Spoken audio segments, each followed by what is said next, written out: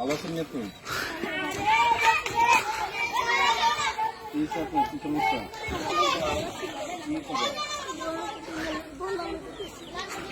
ও আচ্ছা, মানে এই ঘরটাই ছিল, এই ঘরটাই না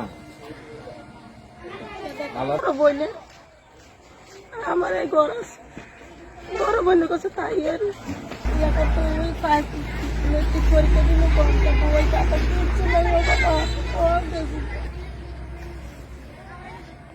পরীক্ষা দিত দিব লাগে কাম করে বাবা, পরীক্ষা দিতে ভর্তি ইয়া করতো, বই খাতা কিনে লাগবো।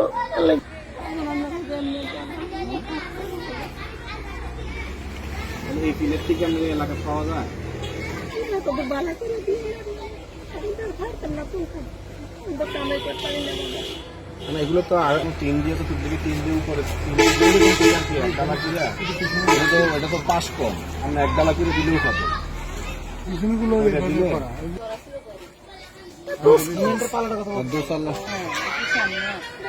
ইয়ে তো সিমেন্টের পিলার গুলা সামনে আছে।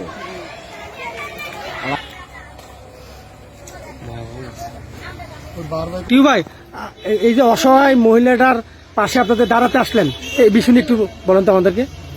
দেখুন, মানুষ মানুষের জন্য আপনাকে ধন্যবাদ, কৃতজ্ঞতা জানাই যে আপনার ফেসবুকে আমি এই দরিদ্র এই মহিলার এই অসহায় অবস্থার আমি আপনার ফেসবুক আইডিতে দেখেছি। আমি আপনাকে নক দিয়েছি যে বাড়িটা কোথায়, আমি ওনার পাশে দাঁড়াইতে চাই। আপনিও এগিয়ে আসছেন, আমাকে দুইবার ফোন করে, 2 দিন থেকে আপনি আমাকে ফোন করে নিয়ে আসছেন ভাই, এই জন্য আপনাকে অনেক ধন্যবাদ। আমরা রাজনীতি করি মানুষের জন্য, আর যখন মানুষের পাশে দাঁড়াইতে পারি নিজের একটা আত্মতৃপ্তি লাগে যে সারাদিনে যদি অন্তত 2-4টা ভালো কাজ করতে পারি, নিজের একটা আত্মতৃপ্তি হয় যে আমি আজকে 2টা কাজ ভালো করতে পারছি, বা একটা কাজ ভালো করতে পারছি, বা 2-4টা কাজ ভালো করতে পারছি। তো আপনার কারণে, আপনার সহযোগিতা আজকে একটি ভালো কাজ করবো ইনশাল্লাহ। এই অসহায় মানুষটির পাশে আমরা দাঁড়াবো, এই পরিবারের পাশে দাঁড়াবো। আমার বিবেক সংগঠন, মানবিক সংগঠন, আপনারা জানেন যে আমার একটি সংগঠন রয়েছে বিবেক। করোনাকালীন সময়ে আমরা 476 জনের লাশ দাফন করেছি। বিভিন্নভাবে আমরা সামাজিক কাজগুলো এই বিবেক সংগঠনের থেকে করি, আমার ব্যক্তিগত তহবিল থেকে আমি করি। আল্লাহ আমাকে যতটুকু তৌফিক দিয়েছে, আমি চেষ্টা করি মানুষের পাশে দাঁড়ানোর জন্য। তো সেই সুবাদে আমি আজকে এখানে এসেছি। আর আমি তো যেহেতু রাজনীতির সাথে জড়িত, আমার দল এবং আমার নেতা সকলেই আমরা কিন্তু মানুষের জন্য কাজ করি, মানুষের পাশে দাঁড়ানোর জন্য কিন্তু আমাদের রাজনীতি। তো আপনাকে অনেক ধন্যবাদ যে আপনি আমাকে এখানে এই মুহূর্তে এই মহিলাটাকে এই ঘরটা করে দেওয়ার জন্য প্রতিশ্রুতি দিচ্ছেন।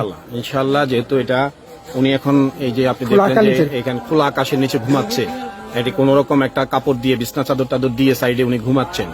আমরাও তো মানুষ, উনিও মানুষ।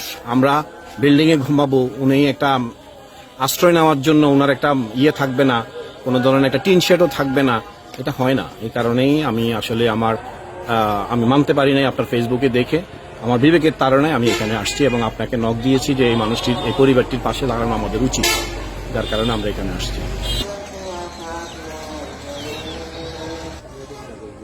ওই যে পরিবেশটার দিকে তাকান।